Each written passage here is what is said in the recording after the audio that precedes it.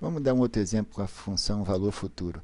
Ela também serve para calcular o que a gente chama de poupança programada. Por exemplo, quanto eu vou ter ao final de 5 meses se eu fizer depósitos mensais de R$ 200, se eu vou receber uma remuneração de 2% ao mês. Então vamos lá, inserir aqui VF, tá? Aqui a taxa 2%, número de períodos 5, pagamento agora a gente vai fazer pagamentos mensais, essa que é a diferença. É esse valor aqui que é menos 200 porque eu estou desembolsando, e o valor presente eu não tenho nada depositado lá no momento. De novo, o tipo será, os juros serão capitalizados ao final de cada mês. Então, finalmente eu vou ter 1.040. Repara que é menos, é claro, do que o calculado aqui quando eu faço o depósito todo. Por quê? Quando eu faço o depósito todo, os juros incidem sempre no total, nos 1.000. Aqui não, aqui vão entrar R$ 1.000 sim, mas aos pouquinhos, em 5 parcelas de 200. Agora vamos falar de uma função que está muito presente no dia a dia da maioria das pessoas. É a função PGTO. O que a função PGTO dá? Ela me dá o valor de uma prestação, ou seja, do pagamento que eu tenho que fazer para amortizar o valor de um bem, em que me são cobrados juros estipulados, nesse exemplo aqui é 4,5%, mas eu pretendo pagar esse bem em 10 vezes.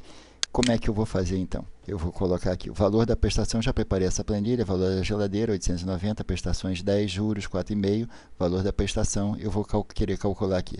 Venho aqui FX e vamos lá. PGTO, ok. Então o que ele me pede aqui? Ele me pede a taxa de juros. Aqui, já está aqui, eu já tinha acertado isso para formato e percentagem, número de períodos 10, valor presente é o valor do bem neste momento, que é R$ 890. Valor futuro vai ser zero, porque ao final desse período, dos 10 meses, a minha dívida com a loja vai ser zero. Então é isso que eu quero. Tipo, é claro que os juros são capitalizados sempre ao final de 30 dias, então eu utilizo o tipo zero.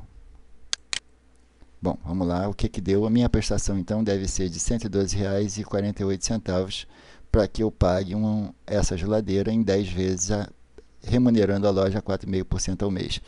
Repare que o valor está negativo de novo, entre parênteses, porque ele significa um desembolso. Possibilidade interessantíssima.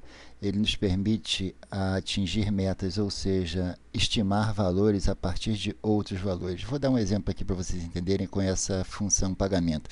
Por exemplo, eu tenho aqui já calculado, eu estimei aqui, cheguei numa loja e descobri que estavam me cobrando uma geladeira de R$ 890, em 10 vezes, só que eles me cobravam 112, eles me cobravam R$ 180 a prestação.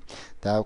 Então eu cheguei em casa e resolvi descobrir qual era a taxa de juros. Montei uma planilha como essa aqui, chutei uma taxa de juros inicial, o valor não deu 112. Eu poderia ficar chutando taxas de juros aqui até que esse valor atingisse lá os R$ 180 que me estavam sendo cobrados. Mas acontece que o Excel nos dá uma possibilidade mais rápida de fazer isso. Bom, como é que a gente faz isso?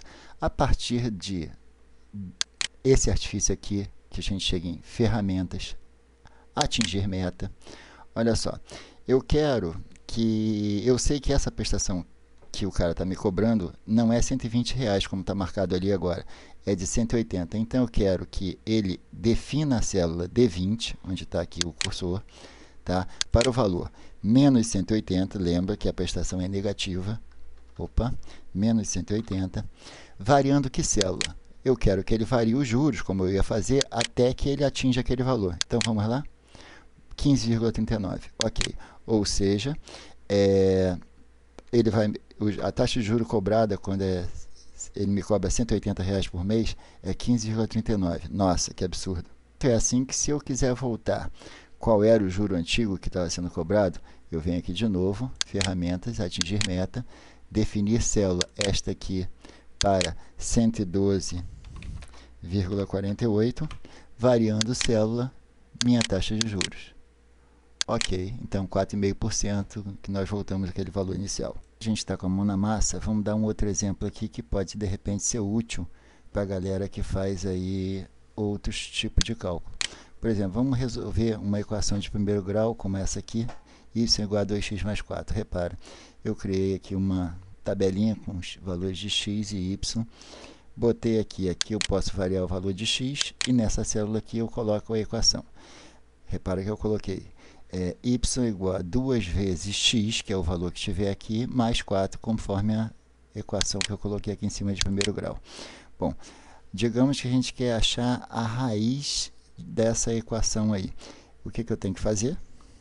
Como para achar a raiz, eu tenho que encontrar o valor de x quando y igual a zero, eu venho aqui, ferramentas, atingir meta, definir célula, essa aqui onde está a fórmula, para valor zero, variando célula quem? X, que está aqui.